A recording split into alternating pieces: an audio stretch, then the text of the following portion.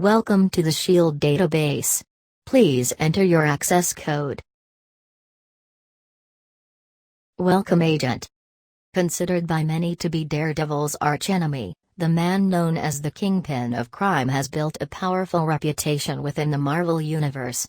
Despite having no real superpowers, Wilson Fisk has managed to inflict misery upon Marvel's street-level heroes for decades thanks to his imposing stature, high intellect and monopoly on the crime in New York City.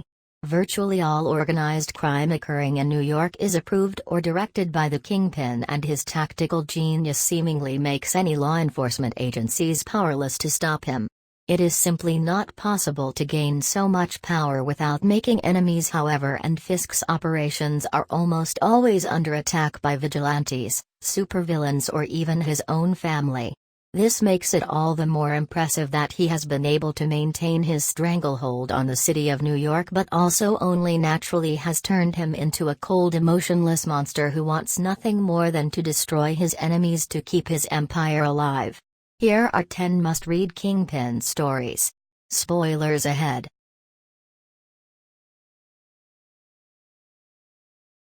In the early days of the Ultimate Marvel Universe, a young and inexperienced Spider-Man took it upon himself to expose Wilson Fisk as the crime lord of New York.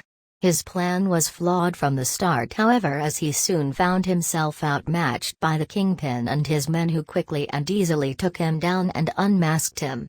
After barely making it out alive, Spider-Man became more determined than ever to stop the colossal mob boss, but had also gotten a powerful lesson in humility and not underestimating others, particularly when they look as though they could snap his spine between two fingers. The story leaps back and forth across the scale of intensity as it features Spider reciting a list of "you're so fat" jokes he wrote earlier, but also shows the Kingpin's rage in full force when he makes one of his men wear Spider-Man's mask as he crushes his head with his bare hands. These shifts in tone allows the book to still feel like a Spider-Man story while also showing us exactly why we should be afraid of Wilson Fisk.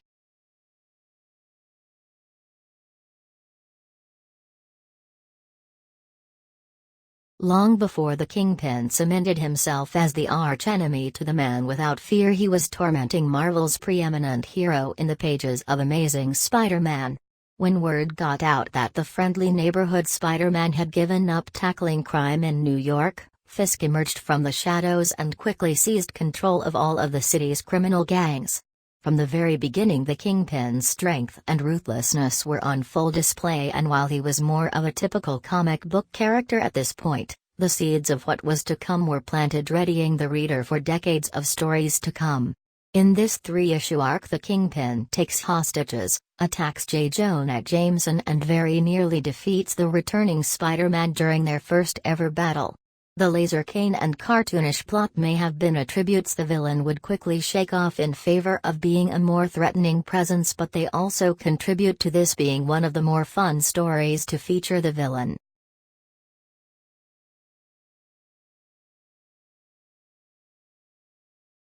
This single-issue prologue issue is possibly the best example of a story which can make the reader sympathize and even side with the monster known as the Kingpin.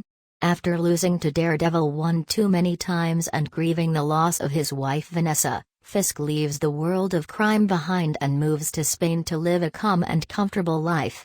While there, he meets a woman named Marta and quickly falls in love with her and her 2 children, establishing a happy family and putting his past behind him. While the reader wants Fisk's new life to be a lasting success, it's painfully clear to anyone wise to the medium that tragedy is on the horizon. It comes in the form of the Hand, who take everything Fisk has gained away from him, causing him to head back to New York and ally himself with Daredevil, now his second most hated enemy, so that they can take down the Hand together.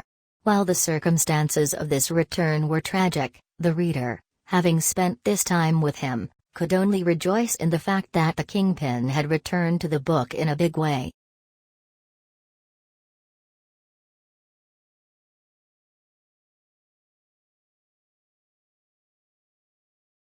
Among a certain sect of Marvel fan, the Punisher is one of the most compelling and most loved characters in the company's stable. So it says a great deal about the Kingpin that he was essentially able to take over the first 5 issues of Punisher Max and be the most interesting character in it. The story follows Wilson's rise to power from bodyguard to Kingpin and is honest with the reader about the sheer amount of violence, evil and lack of empathy a person would need in order to make that journey. This chilling depiction of the Kingpin is perhaps the most sadistic and brutal we have ever seen, and his single-mindedness in achieving his goal leaves the character simultaneously much less complex than a typical depiction but also somehow all the more engrossing. This Kingpin is capable of love and decency. He is just also capable of completely disregarding these traits when they become inconvenient, which is something his wife and child both learned the hard way.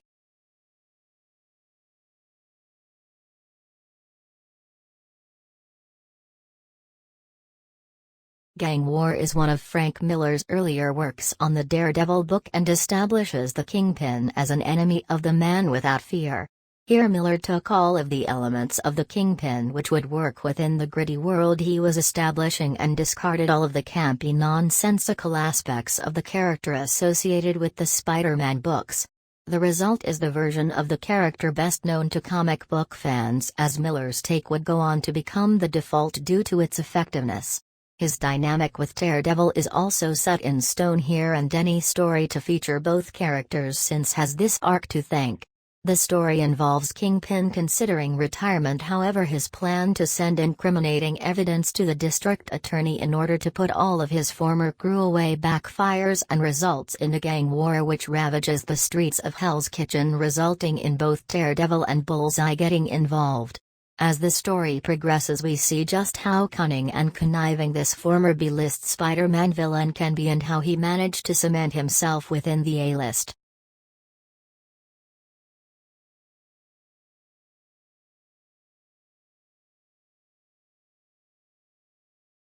Underboss is the story that kicked off the much-respected partnership between writer Brian Michael Bendis and artist Alex Maleev. We see the world of Daredevil become much grittier within Maleev's art, and that is mirrored in Bendis's stories. The arc is notable for its unforgivingly slow pace, however this is effective at building tension and to pay proper reverence to the driving force of the plot, that the Kingpin has been murdered. The story revolves around one of Fisk's lieutenants who takes it upon himself to gather a handful of men and all attack Fisk at the same time, stabbing him over and over. Across the 6 issues Fisk is believed to be dead, but late in the story we discover that he in fact survived and uses his wife Vanessa as an instrument of revenge, killing all of the men responsible including the instigator, their son Richard. The story shows the evil imbued within those who spend enough time around the Kingpin, with his men trying to murder their boss, his son trying to murder his father, and his wife successfully murdering her own son. Fisk's influence on others is clear.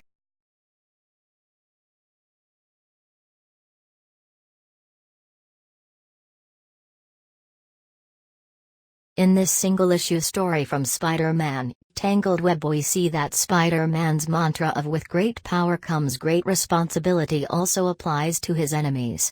The issue focuses on what happens to the henchmen of the Kingpin when they fail him due to superhero interference. The story follows Tom Cochran after discovering that Spider-Man has thwarted an operation he was in charge of. Tom receives a phone call in the middle of the night demanding that he goes to see Fisk and face the music. Knowing that he is about to die, Tom gets dressed and says goodbye to his family, keeping a brave face as he does so before heading off to see Fisk. In spite of the knowledge of what is to come, Cochran remains a loyal and dutiful soldier till the very end, asking only one favor: that Fisk spare his family. Fisk shows his appreciation for Cochran's loyalty and promises that he'll be responsible, albeit in his own warped sense of the concept. He does kill Cochran, as Fisk's ruthlessness is as unbound as ever. However, he then goes on to call off the assassination of his family as a sign of respect.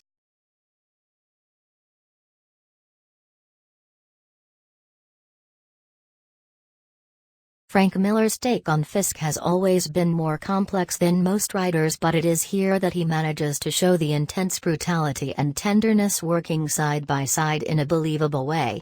Fisk in this story is not a cartoonishly evil gangster, but neither is his imposing and terrifying aspects any lessened.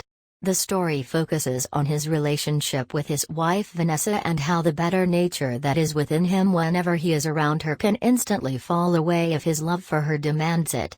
The issue revolves around Vanessa falling ill and the lengths the Kingpin will go to save his love, and while the story is a good demonstration of his more human attributes, it is the art that truly makes this series shine. The art is done by Bill Sienkiewicz and is impossibly beautiful. Every panel of this series could quite happily be hung in an art gallery and marveled at for hours, and aside from the skill and talent put into crafting these images, one has to wonder how anyone could put together something so unique to the medium, as these images look nothing like any page you have ever seen within a graphic novel before.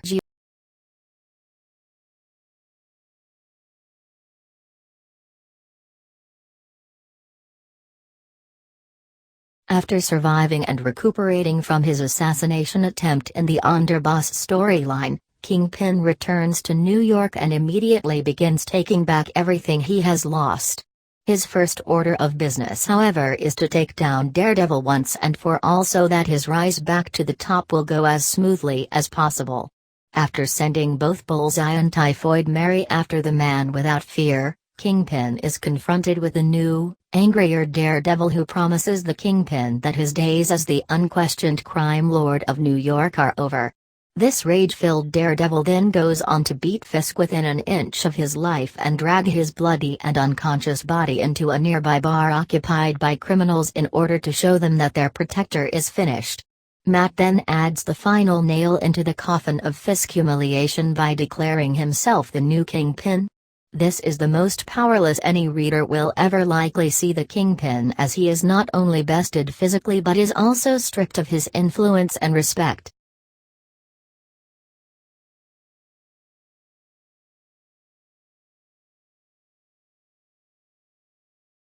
The quintessential Daredevil story also happens to be the quintessential Kingpin story. Born Again not only shows Matt Murdock's ability to rise from the ashes but also shows the Kingpin's ability to burn him down in the first place. After uncovering Daredevil's secret identity, Fisk uses his unlimited resources to destroy Matt's life. Part of what makes him terrifying is not just how effectively he ruins Matt Murdock but also how easy it seemingly was for him to do it and how willing he was to do it despite not being sure that the information he received was correct.